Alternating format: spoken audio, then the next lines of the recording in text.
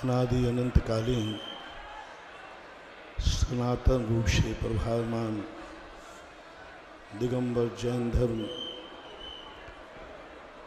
जिसका अपर नाम श्रमण संस्कृति है। यह श्रमण संस्कृति वह सत्स्वरूप है जिस सत्स्वरूप का न आदि है, न अंत है, न मध्य है। लेकिन जब किसी वस्तु का आदि अंत से रहित हो जाता है तो वही एक परंपरा बन जाती है। जैन धर्म अनादिकालीन परंपरा की श्रृंखला में अपने आप को समाहित किए है। भारत देश का एक आदर्श परंपरा का जो रूप है वह श्रमण संस्कृति मानी जाती है। अनादिकाल से अनंत तीर्थंकर हुए और वे अनंत तीर्थंकर जैन धर्म की परंपरा को आगे बढ़ाया। बीच बीच में जब जब तीर्थंकरों का अभाव हुआ, आचार्यों ने आगे बढ़ाया, आचार्य भगवंतों ने आगे बढ़ाया। भगवान महावीर स्वामी इस युग के प्रथम तीर्थंकर, ऋषभ देव जगत उपकारी प्रजापति, संसार में आज जो कुछ भी देखने में आ रहा है आदि ब्रह्मा ऋषभ देव की परम उपकारी करुणा का परिणाम है, जो उन्होंने अपने तीर्थंकर पद के प्रोटोकॉल से हट करके सारे जगत के लिए षट कर्म की व्यवस्था बनाई। अनादि अनंत काल में कभी भी किसी भी तीर्थंकर का यह कार्य नहीं होता, लेकिन ऋषभ देव ने जगत की उस वेदना संवेदना को समझ करके और एक करुणामय उपदेश दिया। आज जो सारा जगत सुखमय जी रहा है वह सारा श्रेय जैन धर्म के प्रथम तीर्थंकर आदि ब्रह्मा ऋषभ देव को जाता है। वैदिक ग्रंथों में भी ऋषभ देव को उच्चासन प्राप्त है। उसके बाद अजितनाथ आदि और भी 23 तीर्थंकर हुए। भगवान महावीर स्वामी के बाद भगवान महावीर स्वामी उस युग में हुए जहाँ हिंसा का तांडव नृत्य धर्म के रूप में हो रहा था। उन्होंने अपनी परंपरा को ऐसे अहिंसामयी सूत्र में ढाला और सारे जगत को एक शंखनाद दिया, जियो और जीने दो। लेकिन प्रकृति का नियम है, कोई भी चीज़ यहाँ स्थायी नहीं रहती, परिवर्तनशील रहती है। खास तौर से भरत ऐरावत क्षेत्र में षट कालों का परिवर्तन चलता रहता है। उस परिवर्तन की नियत नियोग की धारा में भगवान महावीर स्वामी इस युग के अंतिम तीर्थंकर हुए। उसके बाद 3 अनुबद्ध केवली हुए, श्री गौतम स्वामी, श्री जम्मू स्वामी, सुधर्म स्वामी। इसके बाद एक जिस परम पवित्र पावन भूमि पर अपन सब बैठे हैं, कुंडलगिरी पर, अननुबद्ध केवली त्रिलोय परिणति यशी वृषभ आचार्य महाराज के अनुसार श्रीधर केवली ने इसी कुंडलपुर की पहाड़ी पर से मोक्ष प्राप्त करके इस भूमि को सिद्ध क्षेत्र बनाया। उसके बाद कोई भी केवली भगवान नहीं हुए। बाद में 5 सुत केवलियों ने यह परंपरा संभाली। अंतिम सुत केवली भद्रबाहु स्वामी के 24,000 शिष्यों के साथ इस आर्यावर्त को श्रमण संस्कृति से सुभाषित किया, पवित्र किया। बहुत सारी विपरीत स्थितियाँ बनी। उसके बाद जाकर के क्रम से शुद्ध की परंपरा धीरे धीरे अवच्छिन्न होने लगी। धीरे धीरे शुद्ध ज्ञानावरणी कर्म का क्षेपसम घटने लगा और धीरे धीरे अंगों के अभाव होते हुए परंपरा का निर्वाह करते हुए अंत में अर्हत बलि महाराज हुए। अर्हत बलि इस परंपरा के एक ऐसे निर्णायक मोड़ पर हुए थे। इस अक्षुण्ण परंपरा, तीर्थंकरों की परंपरा में एक ऐसे चौराहे पर खड़े हुए थे जहाँ पर उनको निर्णय करना, एक कोड़ा कोड़ी सागर वर्ष के बाद ये पहला निर्णय लेना पड़ा। एक कोड़ा कोड़ी सागर वर्ष में ये कोई दिक्कत नहीं आई, लेकिन अरहतभरी के सामने, पुजवर के सामने, पाटलिपुत्र ने पटना के अंदर एक महाश्रमणों का सम्मेलन हुआ, जिस पर उन्होंने एक ऐसे चौराहे पर स्थित होकर के एक घोषणा की, अक्षुण्ण प्रभायमान संघ की अखंडता को 4 भागों में विभाजित किया और उन्होंने 4 संघों की स्थापना की। उनमें मूल संघ जो माना जाता है, नंदी संघ माना जाता है, और नंदी संघ के नंदी गांव में प्रथम चतुर्मास होने से उसको नंदी संघ की स्थापना की। उनके आचार्य महाराज को इंद्रा सुत अवतार जो कथा है, उस कथा के आधार पर उसी परंपरा में मांग नंदी महाराज हुए पूज्यवर आचार्य महाराज। उसी परंपरा में आचार्य भगवंत जिनचंद्र हुए और जिनचंद्र की परंपरा में परम पूज्य कुंद कुंद भगवान हुए, कुंद कुंद महाराज हुए।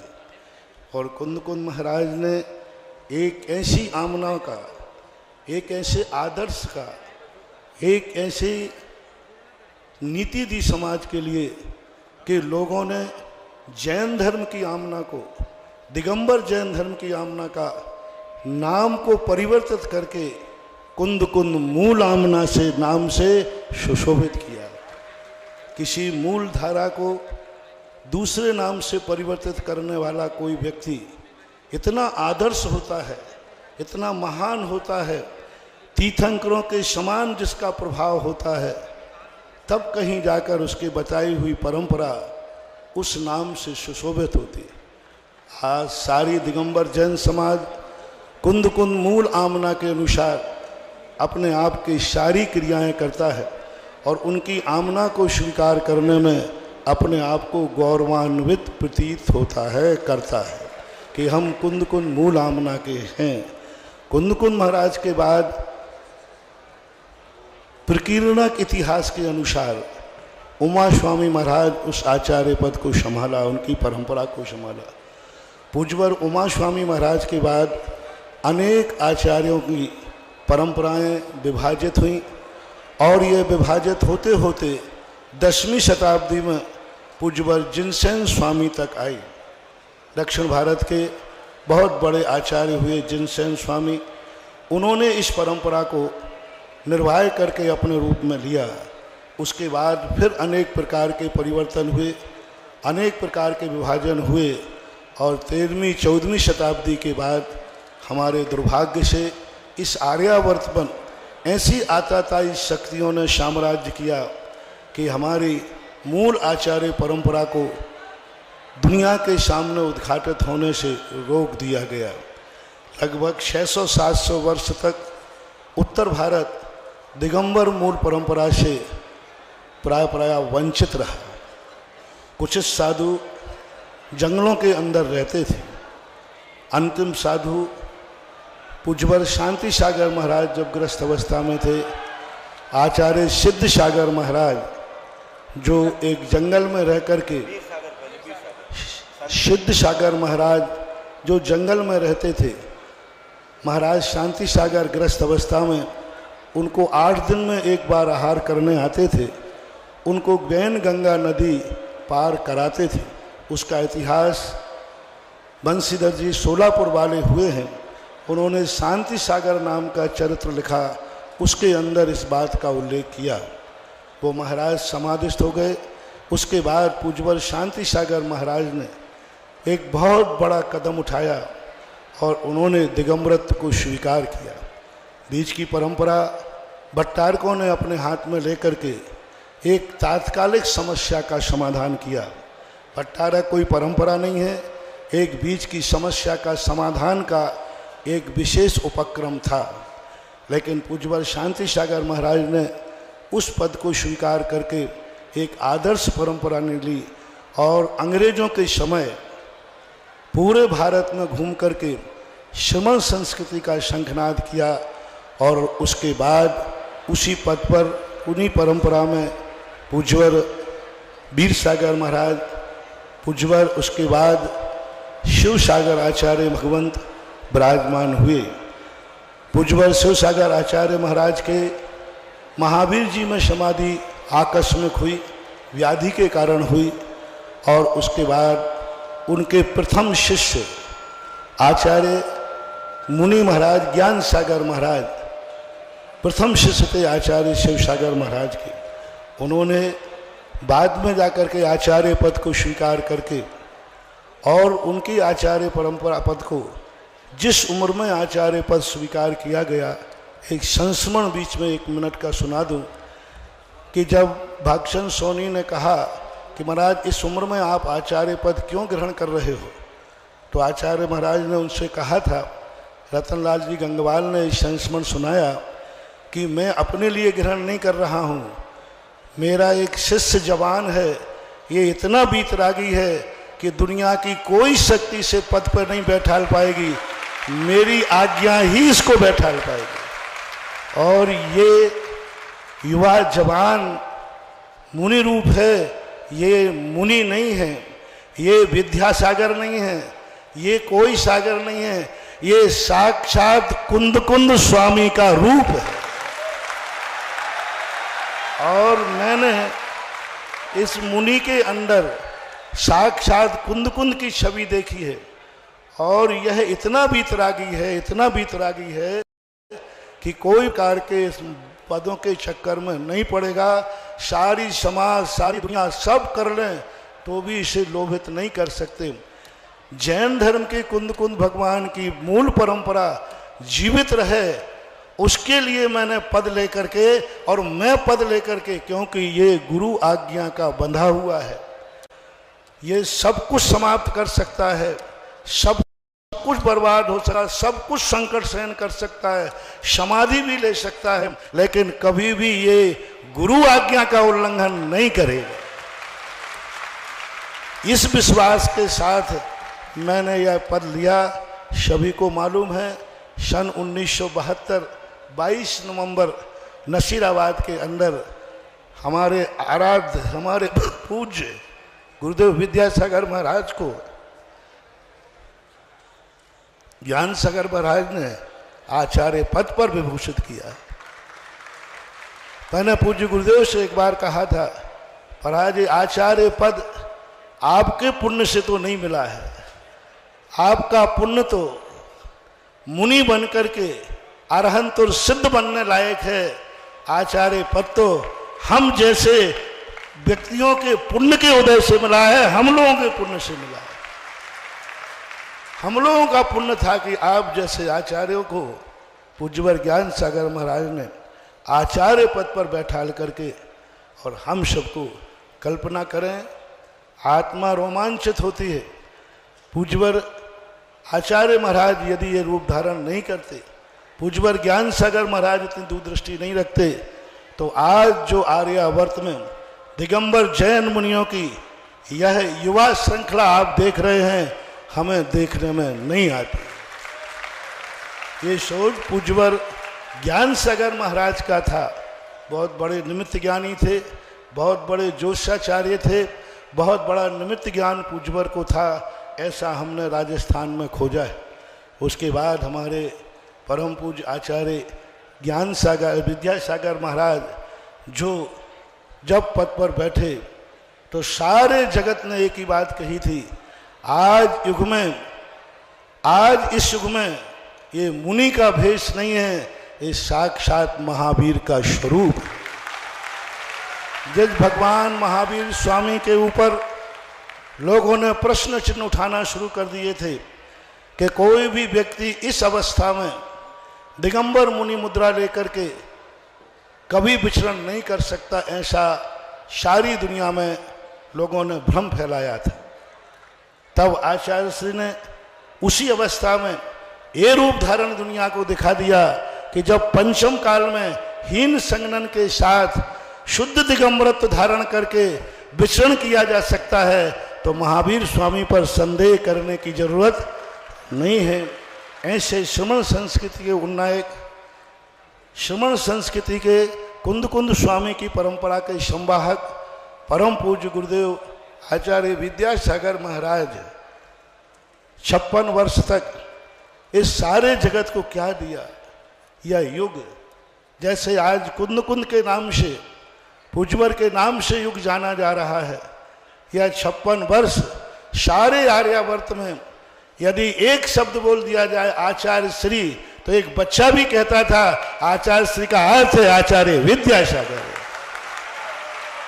पर्यायवाची नाम बन गया था, पर्यायवाची नाम बन गया था। आज किसी श्रमण संस्कृति की बात कही जाती थी तो हर चीज में आज कोई भी आचार्य पूज्यवर के सामने आगम बन चुके थे।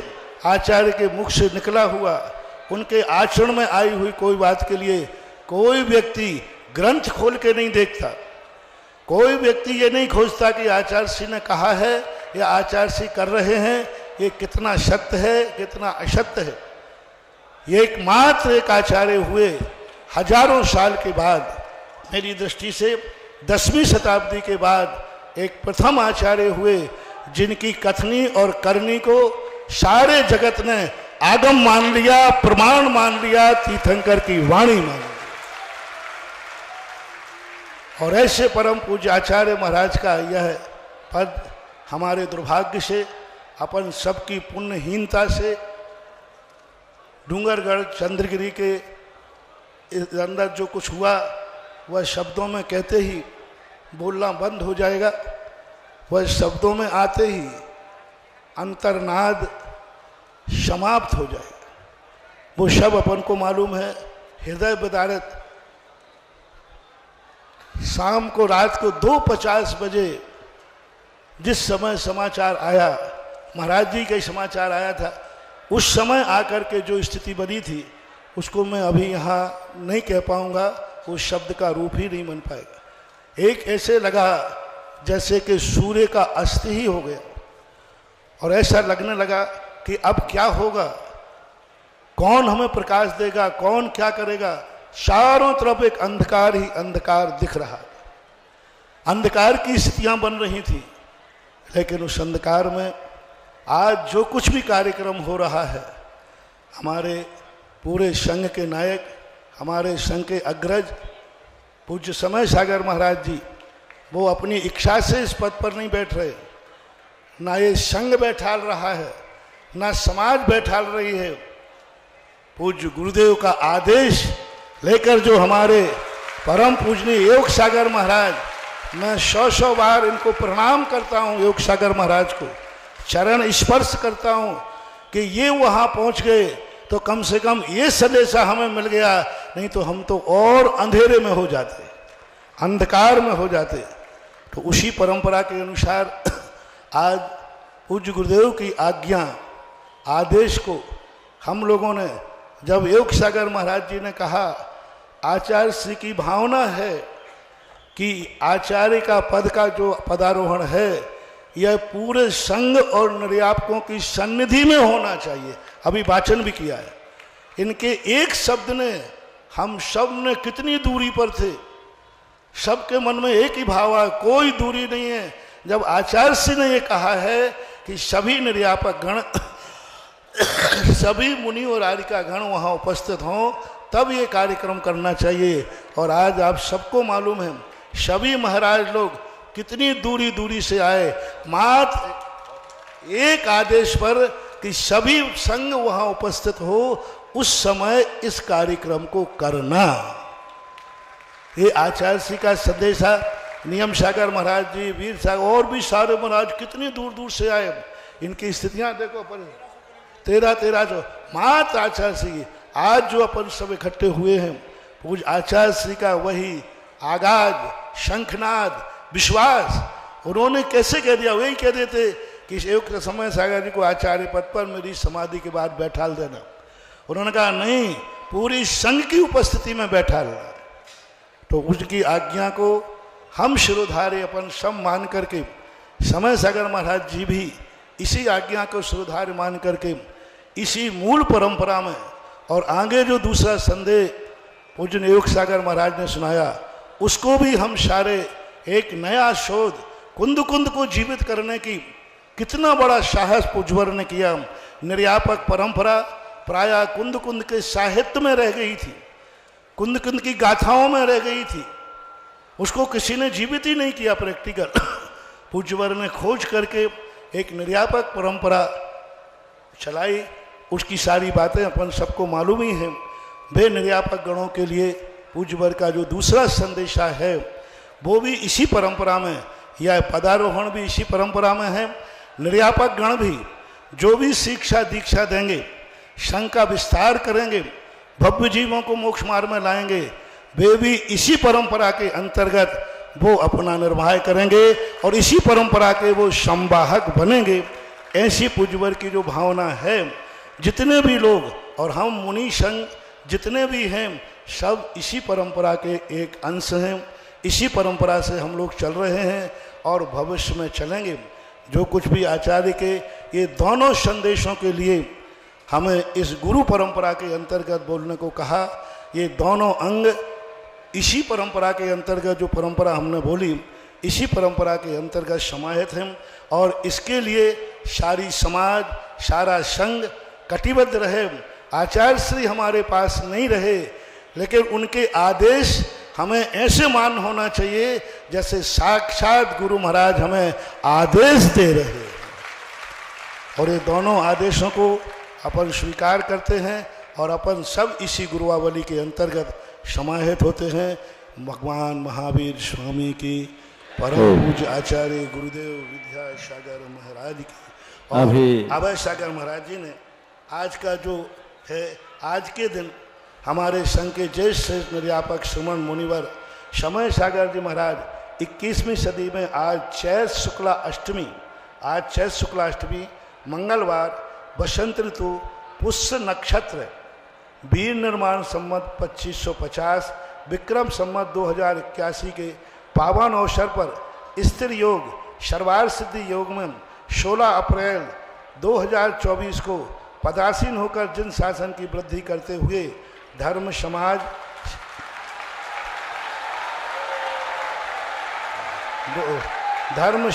और संस्कृति के उन्नत करने में चतुर्विधि संघ के जनमानस के मार्गदर्शन को प्रदान करते रहेंगे और गुरुदेव आचार्य श्री की इस परंपरा का निर्दोष पालन करते रहेंगे। इसी प्रकार निर्यापक गण भी जो भी शिक्षा दीक्षा दें, उनके भी अपने शिष्यों को इस प्रकार के संघ में विस्तार करके पूज्य गुरुदेव की परंपरा का निर्वहन करें। यही गुरुआवली मैंने आपके सामने प्रस्तुत की।